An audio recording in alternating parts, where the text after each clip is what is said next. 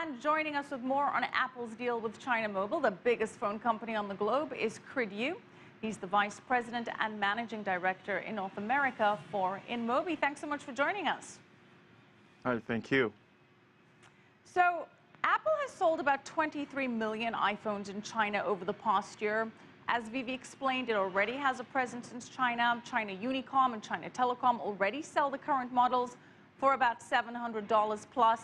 So, how much of a game changer is this deal? So it's certainly a big game changer for both Apple and China Mobile, and I would say the Chinese mobile market. Conservative estimates say that up to an additional 17 million new Apple handsets could be sold through this deal, and upwards estimates of $30 or $40 million, as stated previously by the Shanghai correspondent. Just to give you a sense of how big that is, that number may seem small compared to China Mobile's overall subscriber base of 750 million subscribers, but between 17 to 30 million new Apple handsets, the entire country of Spain has about 19.4 million smartphone users. So that small number to China Mobile is actually larger potentially than most Western countries. Are there any exclusivity clauses in the deal? Anything that's going to be specific between China Mobile and Apple in this arrangement? It's actually not clear at this point from the announcements that we've been able to see. What we're certainly seeing is China Mobile has already struck deals with other 4G handset providers, and it's estimated that a good 20 or even 30 4G handset providers will enter the market next year. So certainly Apple will not be the only player in that scenario. Well, as we've seen so far, Chinese consumers have tended to prefer the more inexpensive phones. For Apple to compete more effectively in this market, is it going to have to change its pricing model to have some wider appeal? Yeah, that's a great question. It really depends on what we consider success to be for Apple. Now, the Chinese market, as you pointed out, is very price sensitive. So there are lots of smartphones that are at the price point around $200 US, whereas the Apple iPhone 5, both the 5S and the 5C, could be priced upwards of $700, $800, and that's more expensive than the US because of tariffs and other added costs.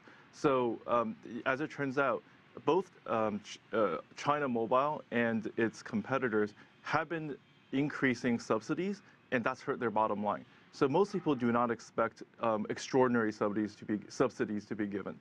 And so given that, Apple may continue to hold a minority market share in China, although it will experience growth. China Mobile is also building out the world's largest 4G network. It expects it to be up and running in 340 cities by the end of 2014. That's a huge expansion. What's the significance of that? It's a very important significance to China Mobile in particular, more so than it is to its competitors, China Unicom and China Telecom. And that's because China Mobile's current 3G network is a proprietary standard, and it is not a global standard. So in fact, the Apple iPhones don't function. It's not supported by this 3G network. And rolling out 4G for China Mobile would all of a sudden allow its users to access an international standard and have true global telecom. So, good news for Apple and China Mobile, potentially bad news for Samsung, Nokia, Android. What does this mean for Apple's competitors, especially some of the smaller players in China, like Huawei? No, that's a great question. So as it turns out, Android is by far the dominant OS in China. Enjoys about 80% of market share versus iOS, which the various versions of Apple handsets enjoy maybe 12% of the market, and that's actually down from 14% a year ago. So many people believe that although the iOS has grown, it's actually grown slower than market. So the current debate is really not about whether Apple will perhaps dethrone Samsung or some of the other players, but perhaps whether it can keep abreast of a market share. In the domestic China market, you see very, very strong players like Xiaomi coming out of nowhere and grabbing a ton of market share. and just publicity.